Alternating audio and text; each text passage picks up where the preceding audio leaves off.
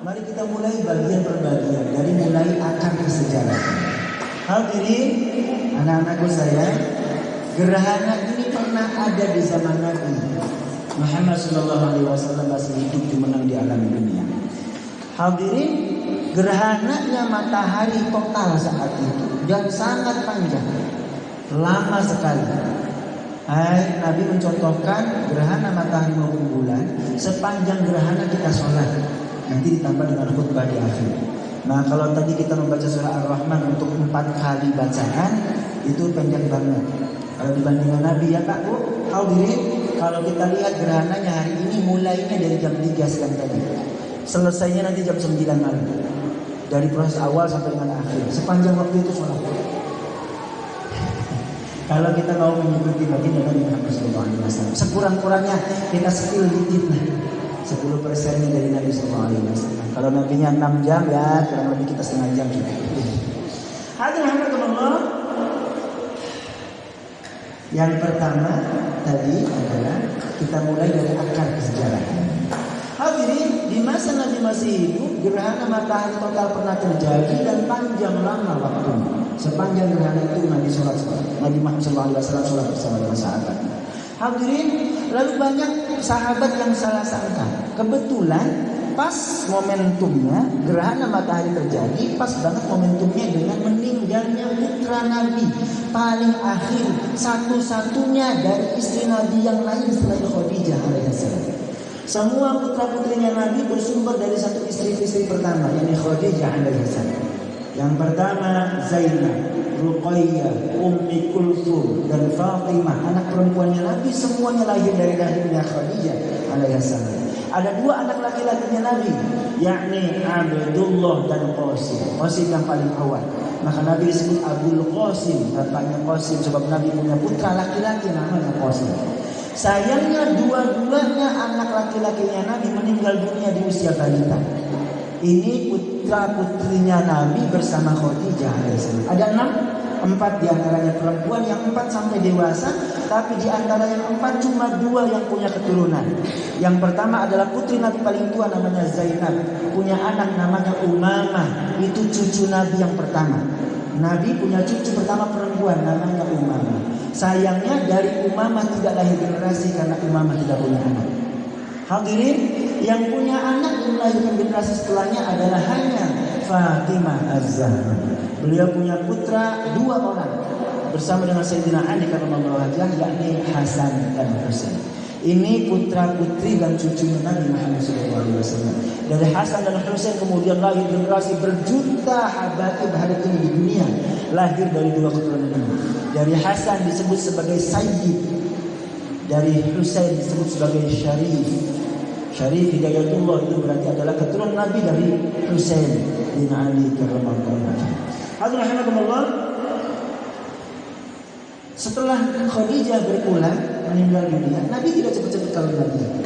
Nabi nunggu waktu agak panjang, hampir 2 tahun Nabi menunggu untuk beristri lagi. Tapi berikutnya Nabi beristri lebih dari 1. Kalau bersama Khadijah cuma 1 saja, monogami. 27 tahun kurang lebih Nabi hanya punya 1 istri. Maka selanjutnya di usia senjanya Nabi menikah lebih dari 2 orang istri. Jumlahnya cukup banyak, ada yang bilang 9, ada yang sampai dengan 12. Hadirin, satu yang di awal adalah Hindun dan Aisyah radhiyallahu anha. Hindunnya janda, sangat tua, renta, yang ditinggal oleh suaminya dalam perjuangan. Sementara Aisyahnya adalah putrinya Abu Bakar As-Siddiq radhiyallahu anhu. Hadirin, di antara semua istri Nabi, dari yang paling awal dinikahi sampai dengan yang paling akhir dinikahi, ada di dalamnya ada tokohnya kaum Yahudi, ada macam-macam, ada banyak lagi yang lain. Satu di antara termasuk Hafsah, putrinya Umar bin Khattab, karena tidak mau cemburu Abu Bakar punya anak dinikahi oleh Nabi, maka Hafsah anaknya Umar juga dinikahi oleh Nabi SAW. Yang paling akhir dinikahi oleh Nabi adalah salah satunya Maria al-Qibtiyah. Maria adalah seorang budak asalnya dari Mesir. Ketika tahun ke-8 Hijriah, umat Islam mampu menundukkan kota Mekah, futuh Mekah tanpa setetes darah tertumpah. Nabi hanya membawa pasukan 10.000 orang saja menuju Makkah Al-Mukarramah. Akhirnya kemudian seluruh jazirah Arab masuk Islam. Dari ujung Suriah sampai dengan Yaman paling bawah semuanya masuk Islam. Nabi kemudian setelah itu mengirim surat-surat ke para pembesar di sekitaran Arab. Yang pertama Persia, nempel dengan Jazirah Arabia. Yang kedua adalah Roma. Yang ketiga adalah Mesir, nempel seberang kirinya Arabia, masuk wilayahnya wilayah Afrika. Mesir tidak menolak Islam. Mesir kemudian mengirimkan utusan kepada baginda Nabi, tanda mengatakan pasrah kepada Islam. Bahkan memberi hadiah 2 orang budak perempuan. Satu di antara budak perempuan itu dinikahi oleh Nabi, namanya Maria Al-Qibtiyah. Disebut Maria Al-Qibtiyah karena asalnya memang Koptik. Ada Kristen Koptik sampai hari ini di Mesir. Itu Kristen Ortodoksnya orang Alexandria Mesir. Sampai hari ini masih ada. Masuk Islam, kemudian Nabi bebaskan dari perbudakan dan Nabi nikahi. Nabi nikahi dengan membebaskannya dari perbudakan. Hadirin, di tahun ke-8 Hijriah, di saat kemudian Ibu Maria Al-Qibtiyah, istri Nabi terakhir ini melahirkan seorang anak laki-laki, Nabi kemudian beri nama dia Ibrahim. Jadi ini satu-satunya anaknya Nabi di luar Khadijah yang ini. Sayangnya di usia 18 bulan Ibrahim putranya Nabi meninggal dunia. Meninggalnya Ibrahim bertepatan dengan terjadinya peristiwa kusufus syams, gerhana matahari. Lalu banyak sahabat yang mengait-ngaitkan itu, lihat, jangankan kita sahabat Nabi, jangankan kita umat Islam mengikuti Nabi, bahkan alam semesta ikut berduka dengan kematian putranya Nabi yang Ibrahim bin Muhammad sallallahu alaihi wasallam. Hadirin, Nabi kemudian meluruskan anggapan yang keliru ini. Ini yang menjadi pelajaran kita malam hari ini. Bapak Ibu rahimakumullah, Nabi katakan inna syamsa wal qamara ayatan min ayatillah. Baik matahari maupun bulan, dua-duanya adalah tanda keagungan, kebesaran, kemahakuasaan Allah Subhanahu wa taala. La yankhasifani min mauti ahadin wa la hayati. Itu bulan maupun matahari tidak berhenti karena kematian atau kehidupan seseorang. Bukan karena Ibrahim anak saya meninggal maka kemudian terjadi gerhana matahari. Bukan karena anak saya meninggal, bukan. Tidak ada hubungannya. Itu adalah fenomena alam biasa. Hadirin, bayangkan ini terjadi di 15 abad yang lalu, ketika umat manusia masih gelap gulita tentang teknologi dan ilmu pengetahuan, termasuk astronomi, ilmu angkasa, ilmu perbintangan. Banyak orang beranggapan bahwa dulu dianggap bahwa ini langit seperti tutupan buat kita, seperti tenda, dikira ada ujungnya. Banyak orang beranggapan bahwa mati hidupnya seseorang terkait dengan semesta. Maka banyak unsur unik di dalamnya. Ada horoskop sampai hari ini masih hidup. Ada bukan astronomi tapi astrologi yang masih hidup di tengah kita hari ini. Zaman dulu sudah ada. Orang mengait-ngaitkan antara kematian Ibrahim dengan terjadinya gerhana matahari. Yang revolusioner adalah ternyata Nabi mengatakan tidak ada hubungan antara kematian anak saya dengan gerhana. Hadirin, kalau kita teliti dalam perspektif ilmu pengetahuan, ini revolusi ilmu pengetahuan. Di saat orang masih terkungkung dengan budaya penik, ini revolusi ilmu pengetahuan. 15 abad setelah Nabi, masih banyak di antara kita, termasuk saya saat di kampung sana, beranggapan bahwa gerhana itu adalah bulan dimakan buto hijau, songkokolo, dimakan makhluk buas. Itu 15 abad setelah Nabi. Nabinya sudah sangat revolusioner secara ilmu pengetahuan. Beliau mengatakan tidak ada hubungan antara kematian dan kehidupan seseorang dengan gerhana. Kitanya yang umatnya Nabi masih terbelenggu dengan kejahilian, kebodohan. 15 abad setelah Nabi kita masih salah sangka, dikira matahari maupun bulan kalau gerhana dimakan balkon kolo, betoro kolo, songko kolo. butuh hijau. Ini kebodohan yang luar biasa. Nabi yang sudah mengajarkan kita untuk cerdas, kitanya umatnya malah sangat bodoh. 15 abad setelah Nabi mengajar kita untuk cerdas. Hadirin rahimakumullah. Maka mari kita ambil peristiwa gerhana ini untuk memotivasi kita untuk belajar ilmu pengetahuan dan teknologi. Hadirin, kalau kita bercermin pada Al-Quran, betapa banyak ayat Al-Quran yang berbicara tentang alam semesta. Saat tahun baru Islam maupun tahun baru Masehi, khatib sering sampaikan betapa Al-Quran bertebaran ayatnya berbicara tentang alam semesta. Bahkan Allah menyebut benda-benda angkasa itu sebagai sumpah. Bahkan Allah menjadikan nama-nama mereka sebagai nama-nama surah dalam Al-Quran. Ada surah Asy-Syams tentang matahari, wasyamsi wa duhaha. Ada surah Al-Qamar tentang bulan purnama, bulan surah yang ke-54. Ada bulan, ada surah namanya An-Najm tentang bintang-bintang. Bahkan Allah juga bersumpah dengan angkasa raya langit, was-samai wat-thariq. Allah bersumpah dengan bumi, wal ardi wa ma tahaha. Allah bersumpah dengan siang, malam, semua fenomena alam semesta Allah jadikan sebagai sumpah. Bahkan tidak jarang Allah jadikan sebagai nama surah Al-Quran. Mestinya cukup bagi kita umat Islam yang punya Al-Quran untuk terinspirasi dengan Al-Qurannya untuk canggih ilmu pengetahuannya. Karena Allah tidak mungkin menggunakan sumpah-sumpah alam semesta ini kalau tidak ada kehebatan di dalamnya. Kenapa kitanya yang mengaku punya Al-Quran umat Islam malah tidak tergila untuk memahami fenomena alam semesta jagat raya ini? Hadirin, padahal Allah juga menantang kita. Dalam surah yang barusan dibaca, surah Ar-Rahman, ada satu ayat yang Allah menantang kita, ya ma'syaral jinni wal ins, ini istata'tum an tanfudhu min aqtaris samawati wal ardh fanfudhu.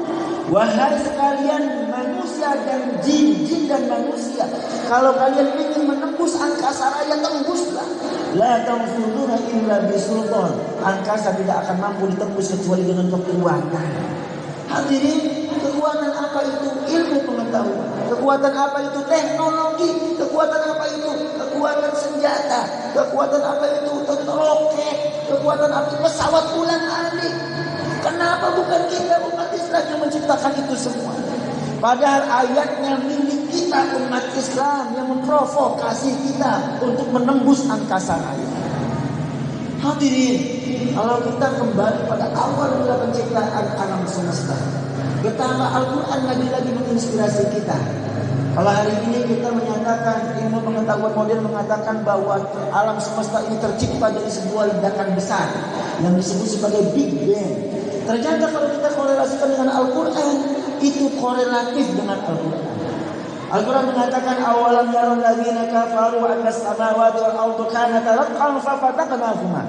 Tidakkah orang-orang yang ingkar kepada kebenaran agama mengetahui bahwa awal mula alam semesta ini satu padu. Fafataqnahuma, kami ledakkan di antara keduanya.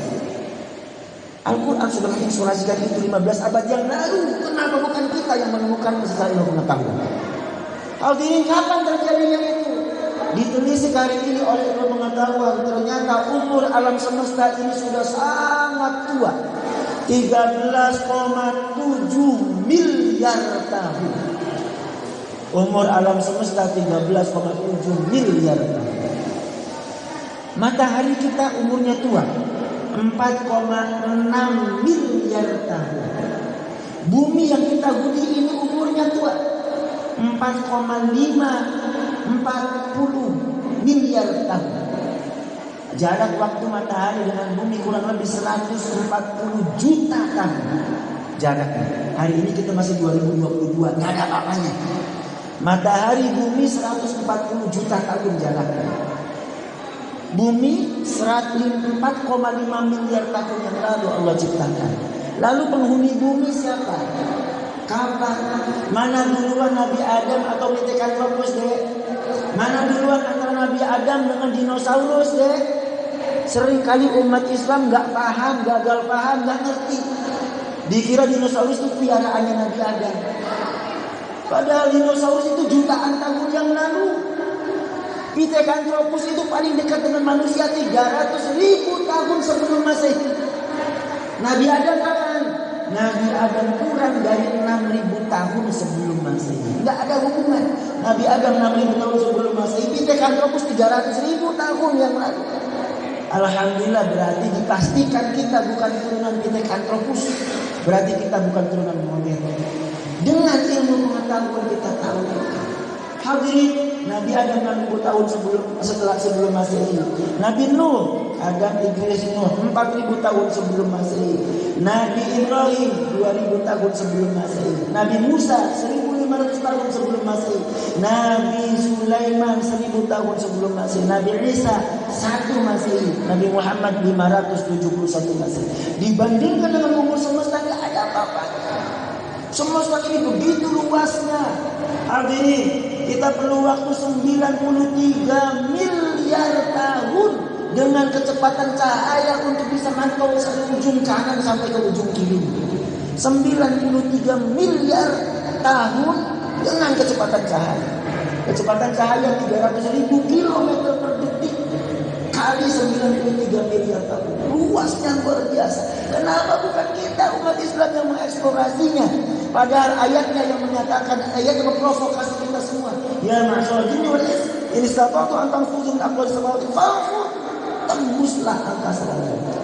Maka hal ini bagi khotib, peristiwa gerhana ini sungguhnya bisa dijadikan sebagai inspirasi, motivasi untuk kita semua umat Islam untuk meraih ilmu pengetahuan dan teknologi sebagaimana pernah diraih oleh generasi sebelum kita. Al-Kindi, Al-Farabi, Ibnu Sina, Ibnu Rushd, Al-Ghazali di masanya lalu. Maka hari ini umat Islam jangan sampai bodoh, jangan sampai bergulat dengan yang itu-itu saja, terprovokasi untuk terus memperdebatkan soal khilafiyah yang tidak ada habisnya. Gerakan sholat, bacaan sholat penting, tapi jangan sampai kemudian hanya gara-gara itu kemudian habis energi kita, tidak punya kekuatan untuk membangun masa depan dengan melalui ilmu pengetahuan dan teknologi.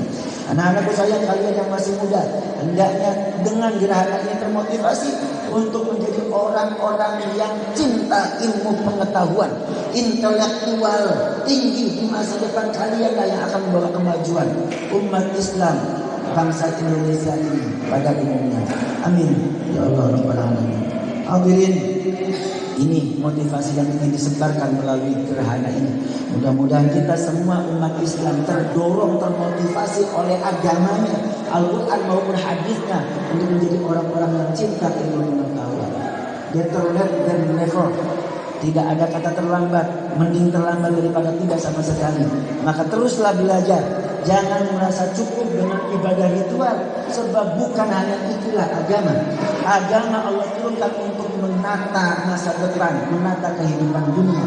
Hadirin, paling akhir khatib sampaikan, ketika Nabi Adam diciptakan oleh Allah Subhanahu wa taala sebagai khalifah di muka bumi, malaikat protes dalam tanda kutip. Malaikat katakan, qalu ataj'alu fiha man yufsidu fiha wa yasfiku dima wa nahnu nusabbihu bihamdika wa nuqaddisu lak. Apa kurangnya ya Tuhan kami ini malaikat? Kami senantiasa bertasbih kepada memuji Engkau. Kenapa lagi perlu menciptakan Adam? Allah rupanya punya rahasia. Malaikat menduga bahwa untuk memakmurkan bumi cukup dengan sujud, dengan doa, dengan sholat. Allah tahu bahwa bumi hanya bisa dimakmurkan dengan ilmu pengetahuan dan teknologi. Maka Allah menciptakan Adam dan kita semua anak cucu Nabi Adam. Raih ilmu dan teknologi, kita song-song masa depan yang baik dari hari ini. Amin ya Allah Rabbal Alamin.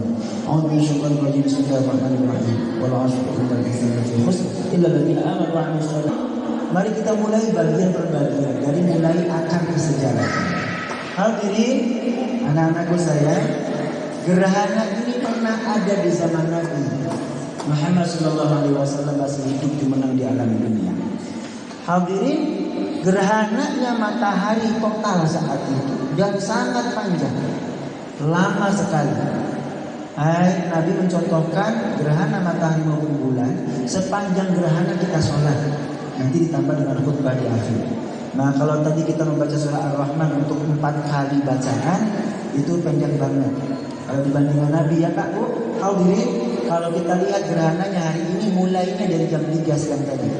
Selesainya nanti jam 9 malam. Dari proses awal sampai dengan akhir. Sepanjang waktu itu sholat. Kalau kita mau mengikuti baginda Nabi Muhammad SAW, sekurang-kurangnya kita spill dikit lah. 10%-nya dari Nabi SAW. Kalau Nabinya 6 jam ya kurang lebih kita setengah jam juga. Hadirin rahimakumullah. Yang pertama tadi adalah kita mulai dari akar kesejarahan.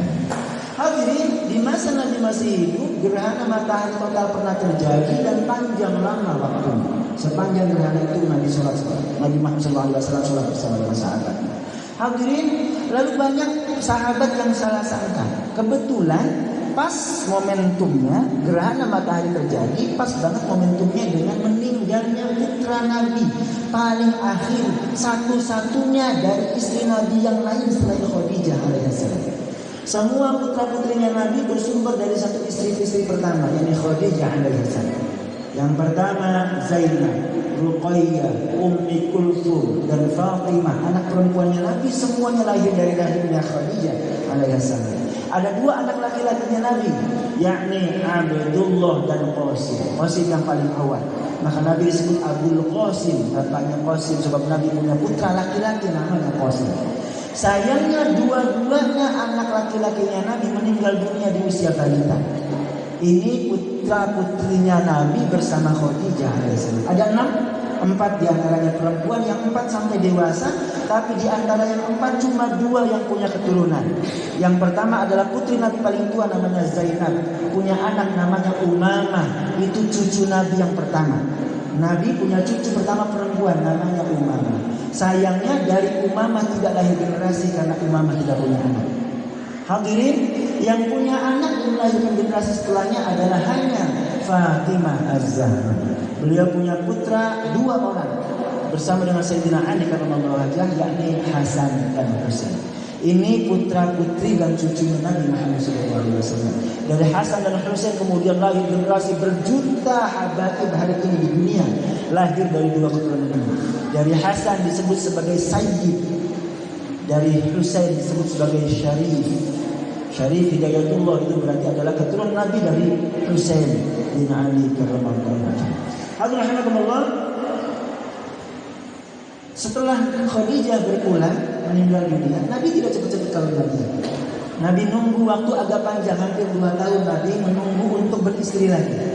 Tapi berikutnya Nabi beristri lebih dari 1. Kalau bersama Khadijah cuma 1 saja, monogami. 27 tahun kurang lebih Nabi hanya punya 1 istri. Maka selanjutnya di usia senjanya Nabi menikah lebih dari 2 orang istri. Jumlahnya cukup banyak, ada yang bilang 9, ada yang sampai dengan 12. Hadirin, satu yang di awal adalah Hindun dan Aisyah radhiyallahu anha. Hindunnya janda, sangat tua, renta, yang ditinggal oleh suaminya dalam perjuangan. Sementara Aisyahnya adalah putrinya Abu Bakar As-Siddiq radhiyallahu anhu. Hadirin, di antara semua istri Nabi, dari yang paling awal dinikahi sampai dengan yang paling akhir dinikahi, ada di dalamnya ada tokohnya kaum Yahudi, ada macam-macam, ada banyak lagi yang lain. Satu di antara termasuk Hafsah, putrinya Umar bin Khattab, karena tidak mau cemburu Abu Bakar punya anak dinikahi oleh Nabi, maka Hafsah anaknya Umar juga dinikahi oleh Nabi sallallahu alaihi wasallam. Yang paling akhir dinikahi oleh Nabi adalah salah satunya Maria al-Qibtiyah. Maria adalah seorang budak asalnya dari Mesir. Ketika tahun ke-8 Hijriah, umat Islam mampu menundukkan kota Mekah, futuh Mekah, tanpa setetes darah tertumpah. Nabi hanya membawa pasukan 10.000 orang saja menuju Makkah Al-Mukarramah. Akhirnya kemudian seluruh jazirah Arab masuk Islam. Dari ujung Suriah sampai dengan Yaman paling bawah semuanya masuk Islam. Nabi kemudian setelah itu mengirim surat-surat ke para pembesar di sekitaran Arab. Yang pertama Persia, nempel dengan Jazirah Arabia. Yang kedua adalah Roma. Yang ketiga adalah Mesir, nempel seberang kirinya Arabia, masuk wilayahnya wilayah Afrika. Mesir tidak menolak Islam. Mesir kemudian mengirimkan utusan kepada baginda Nabi, tanda mengatakan pasrah kepada Islam. bahkan memberi hadiah 2 orang budak perempuan. Satu di antara budak perempuan itu dinikahi oleh Nabi, namanya Maria Al-Qibtiyah. Disebut Maria Al-Qibtiyah karena asalnya memang Koptik. Ada Kristen Koptik sampai hari ini di Mesir. Itu Kristen Ortodoksnya orang Alexandria Mesir. Sampai hari ini masih ada. Masuk Islam, kemudian Nabi bebaskan dari perbudakan dan Nabi nikahi dengan membebaskannya dari perbudakan. Hadirin, di tahun ke-8 Hijriah, di saat kemudian Ibu Maria Al-Qibtiyah, istri Nabi terakhir ini melahirkan seorang anak laki-laki, Nabi kemudian beri nama dia Ibrahim. Jadi ini satu-satunya anaknya Nabi di luar Khadijah yang ini. Sayangnya di usia 18 bulan Ibrahim putranya Nabi meninggal dunia. Meninggalnya Ibrahim bertepatan dengan terjadinya peristiwa kusufus syams, gerhana matahari. Lalu banyak sahabat yang mengait-ngaitkan itu, lihat, jangankan kita sahabat Nabi, jangankan kita umat Islam pengikutnya Nabi, bahkan alam semesta ikut berduka dengan kematian putranya Nabi yang Ibrahim bin Muhammad sallallahu alaihi wasallam. Hadirin, Nabi kemudian meluruskan anggapan yang keliru ini. Ini yang menjadi pelajaran kita malam hari ini. Bapak Ibu rahimakumullah, Nabi katakan inna syamsa wal qamara ayatan min ayatillah. Baik matahari maupun bulan, dua-duanya adalah tanda keagungan, kebesaran, kemahakuasaan Allah Subhanahu wa taala. La yankhasifani min mauti ahadin wa la li hayati. Itu bulan maupun matahari tidak berhenti karena kematian atau kehidupan seseorang. Bukan karena Ibrahim anak saya meninggal maka kemudian terjadi gerhana matahari. Bukan karena anak saya meninggal, bukan. Tidak ada hubungannya. Itu adalah fenomena alam biasa. Hadirin, bayangkan ini terjadi di 15 abad yang lalu, ketika umat manusia masih gelap gulita tentang teknologi dan ilmu pengetahuan, termasuk astronomi, ilmu angkasa, ilmu perbintangan. Banyak orang beranggapan bahwa dulu dianggap bahwa ini langit seperti tutupan buat kita, seperti tenda, dikira ada ujungnya. Banyak orang beranggapan bahwa mati hidupnya seseorang terkait dengan semesta. Maka banyak unsur unik di dalamnya. Ada horoskop sampai hari ini masih hidup. Ada bukan astronomi tapi astrologi yang masih hidup di tengah kita hari ini. Zaman dulu sudah ada. Orang mengait-ngaitkan antara kematian Ibrahim dengan terjadinya gerhana matahari. Yang revolusioner adalah ternyata Nabi mengatakan tidak ada hubungan antara kematian anak saya dengan gerhana. Hadirin, kalau kita teliti dalam perspektif ilmu pengetahuan, ini revolusi ilmu pengetahuan. Di saat orang masih terkungkung dengan budaya pelik, ini revolusi ilmu pengetahuan. 15 abad setelah Nabi, masih banyak di antara kita, termasuk saya saat di kampung sana, beranggapan bahwa gerhana itu adalah bulan dimakan buto hijau, songkokolo, dimakan makhluk buas. Itu 15 abad setelah Nabi. Nabinya sudah sangat revolusioner secara ilmu pengetahuan. Beliau mengatakan tidak ada hubungan antara kematian dan kehidupan seseorang dengan gerhana. Kita yang mengaku umatnya Nabi masih terbelenggu dengan kejahilian, kebodohan. 15 abad setelah Nabi kita masih salah sangka, dikira matahari maupun bulan kalau gerhana dimakan balkon kolo, betoro kolo, songko kolo, buto hijau. Ini kebodohan yang luar biasa. Nabinya sudah mengajarkan kita untuk cerdas, kitanya umatnya malah sangat bodoh. 15 abad setelah Nabi mengajak kita untuk cerdas. Hadirin rahimakumullah, maka mari kita ambil peristiwa gerhana ini untuk memotivasi kita untuk belajar ilmu pengetahuan dan teknologi. Hadirin, kalau kita bercermin pada Al-Quran, betapa banyak ayat Al-Quran yang berbicara tentang alam semesta. Saat tahun baru Islam maupun tahun baru Masehi, khatib sering sampaikan betapa Al-Quran bertebaran ayatnya berbicara tentang alam semesta. Bahkan Allah menyebut benda-benda angkasa itu sebagai sumpah. Bahkan Allah menjadikan nama-nama mereka sebagai nama-nama surah dalam Al-Quran. Ada surah Asy-Syams tentang matahari, wasyamsi wa duhaha. Ada surah Al-Qamar tentang bulan purnama, bulan surah yang ke-54. Ada surah namanya An-Najm tentang bintang gemintang.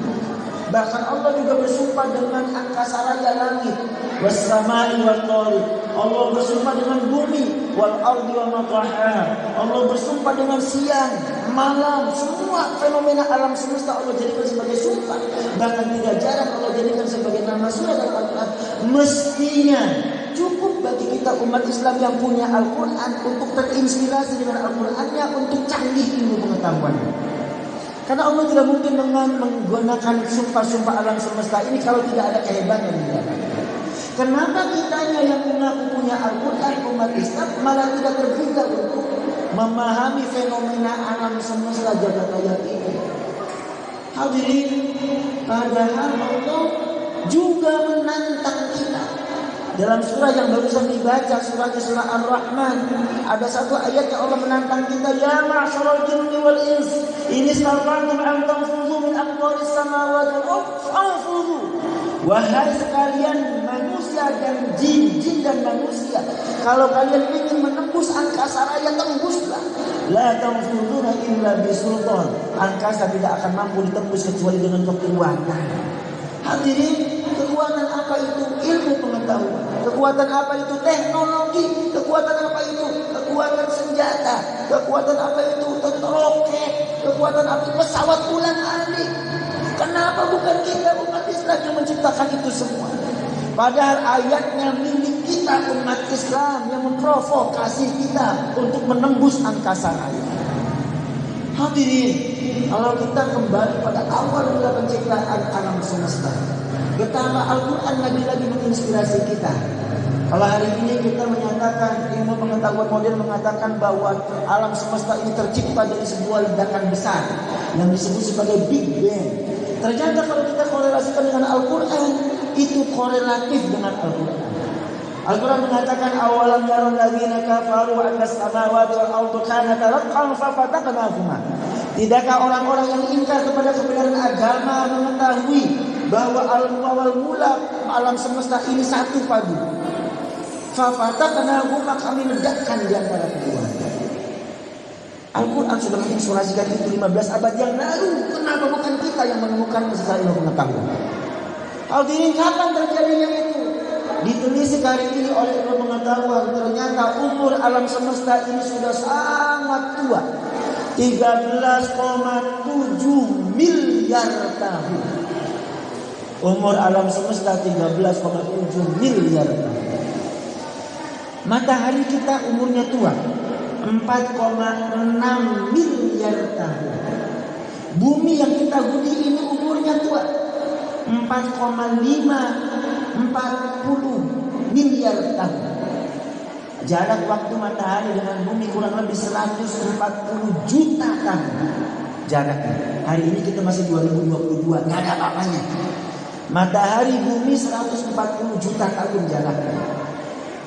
Bumi 4,5 miliar tahun yang lalu Allah ciptakan. Lalu penghuni bumi siapa? Kapan? Mana duluan Nabi Adam atau Pithecanthropus deh? Mana duluan antara Nabi Adam dengan dinosaurus deh? Seringkali umat Islam nggak paham, gagal paham, nggak ngerti. Dikira dinosaurus itu piaraannya Nabi Adam. Padahal dinosaurus itu jutaan tahun yang lalu.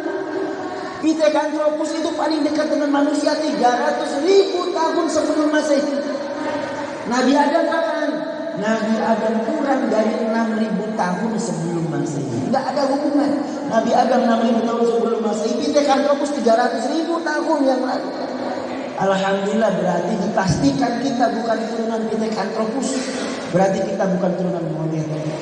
Dengan ilmu pengetahuan kita tahu Hadirin, Nabi Adam 6000 tahun sebelum Masehi. Nabi Nuh, Adam, Idris, Nuh 4000 tahun sebelum Masehi. Nabi Ibrahim 2000 tahun sebelum Masehi. Nabi Musa 1500 tahun sebelum Masehi.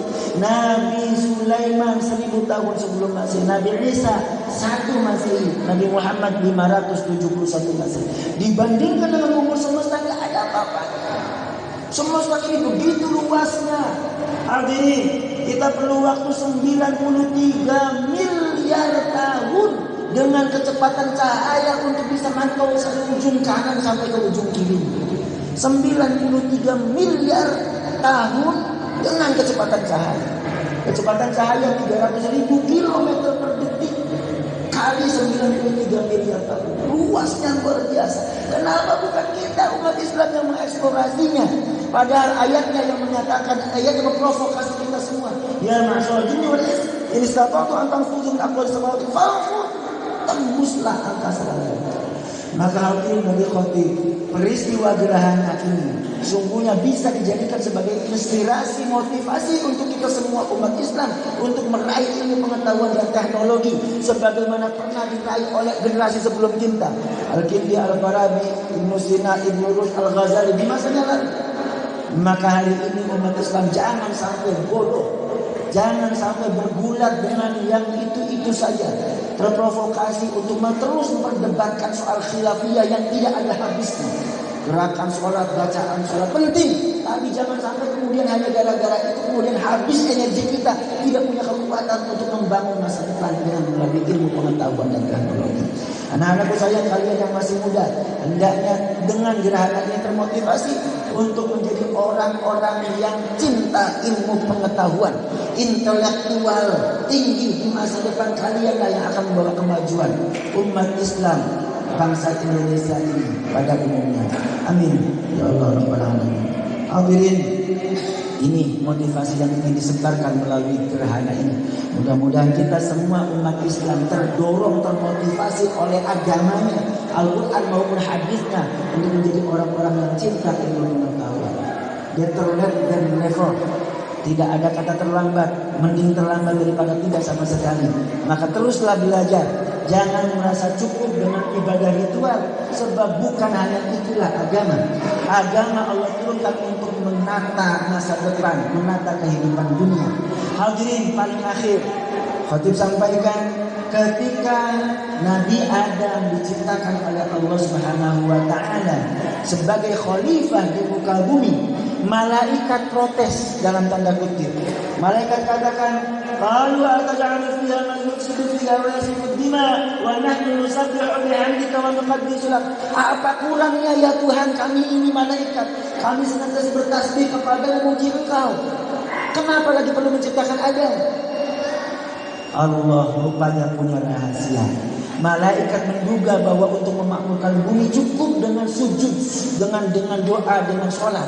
Allah tahu bahwa bumi hanya bisa dimakmurkan dengan ilmu pengetahuan dan teknologi.